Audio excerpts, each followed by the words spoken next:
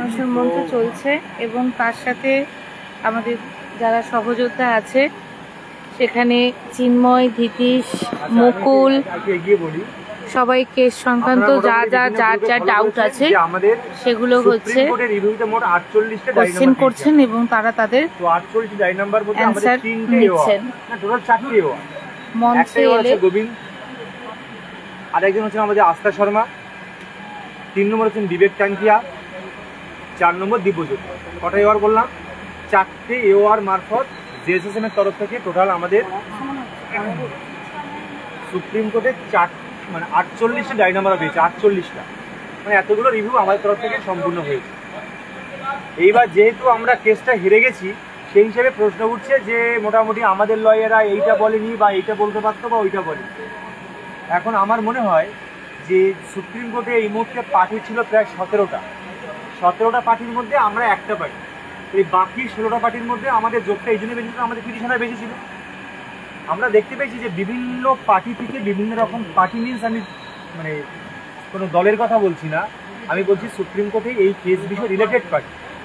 তো সেখানে আমাদের বিভিন্ন লয়াররা বিভিন্ন পক্ষ থেকে দেওয়া হয়েছে।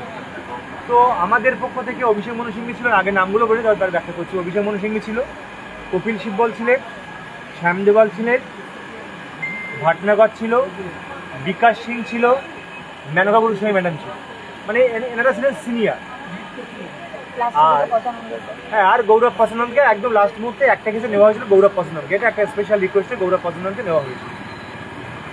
এবার দেখুন আপনাদের বক্তব্য হচ্ছে অনেকেরই, আমি বিভিন্ন গ্রুপে দেখছি যে আমাদের লয়াররা আরও বললে বেশি হতো, আরও বললে ভালো হতো। এটা আমরাও চাইছি, সবাই আপনারা চাইছেন, আমাদের একই বক্তব্য। কিন্তু লয়ার, প্রথমেই বলবো, লয়ার কতটা বলবে, কি বলবে, এটা সম্পূর্ণ ডিপেন্ড করে লয়ারের নিজস্বতার উপর। কারণ অভিষেক মনু সিংভির কাছে আমরা পার্সোনালি গিয়ে কথা বলবো, দেখা করবো, এটা এখনো পর্যন্ত হয়ে ওঠেনি। মানে আমরা পারিনি, আমাদের ক্ষমতা দিয়ে চেষ্টা করেও অভিষেক মনু সিংহের সঙ্গে আমরা দেখা করতে আমরা পারি না। একবার হয়েছিল কোর্টের ভিতরে, মানে সুপ্রিম কোর্টের ভিতরেই হয়েছিল, সামনে 1-2 মিনিট।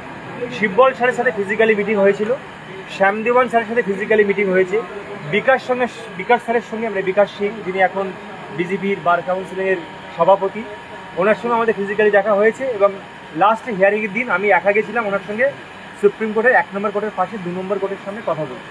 ঠিক আছে, এবার বলি যে আরও অন্যান্য পার্টির থেকে কারা কারা ছিল, নাম করা লয়ারদের কথা বলছি। এবিটি এর তরফ থেকে ছিল প্রশান্তি, অনেকে নাম জানেন, যে কোনো শিক্ষক শিক্ষিকা যারা আসবেন সমস্ত তারা পড়তে পারবেন। প্রথম দিন দেখেছিলাম যেদিন 7 মে 2024 স্টে পড়েছিল, সেদিন ছিল প্রতীকধর স্যার ছিলেন। আর আমাদের রেসপন্ডেন্ট হিসেবে বিকাশের টিম বাদ দিয়ে ওনার টিমের হয়ে সওয়াল করেছিলেন মনিন্দর সিং, এটা আমরা দেখেছি। আর ইনসার্ভিসদের হয়েছিলেন রঞ্জিত কুমার। এই হচ্ছে আমার জ্ঞানত যারা সমস্ত লয়াররা সুপ্রিম কোর্টে কেসটাকে লড়েছে। আপনারা যদি আমি প্রশ্ন করি, যে সমস্ত স্যার ম্যাডাম অনশন করছেন তারাও এই আলোচনায় যোগদান করেছেন, এটা সবার জানা দরকার। এটা আমাদের ভিডিওগুলো হওয়া দরকার, ইউটিউবে আমরা জানানো দরকার। অনশন মঞ্চে আসুন, আমরা টেস্টটা জিতে যাব, সেখানে অনশন মঞ্চকে সাপোর্টও করা হবে। 100% রিভিউ আবার জিতবো। সরি, রিভিউ বলছি, ড্রাফট যেগুলো রাখা আছে সেগুলোও দেখতে পারবেন। এই মেন্টালিটি ছিল এবং আমরা বুঝতে পেরেছিলাম হিয়ারিং হওয়ার পরে, আলোচনাগুলো যার জন্য আমি আমার কথা বলে আমি পুরুলিয়া ঘুরতেও গেছিলাম। কথাটা এখন বলতে আমি বাধ্য হচ্ছি যে আমরা জিতছি, জিতবো বলে যে রিভিউ না। লাস্ট হিয়ারিং 10ই মে 2025 ওই হিয়ারিং এ সুপ্রিম কোর্টের ভিতরে, হিয়ারিং এর ভিতরে আমি সঙ্গীতাদি আরো অনেকে সেখানে আমরা ছিলাম এবং আমাদের লয়ারদের বক্তব্য, প্রধান বিচারপতির কিছু অ্যাটিটিউড শুনে এটা মনে হয়েছে। এবার আমি আলোচনায় আসি। এবার পুরোটা লাইভে শোনাচ্ছি না, কারণ হচ্ছে আপনারা সবাই এলে এখানে অনলাইন শুনতে পারবেন, ফেসবুক অনলাইনে নয়। একদিন বলেছিল, সুতরাং মঞ্চে আসুন অনশন মঞ্চে সাপোর্ট করার জন্য এবং আইনি পরামর্শ এবং আইনি যে ড্রাফট পড়ার জন্য এবং সমস্ত তথ্য জানার জন্য। না ভুলগুলো থাকি আপনারা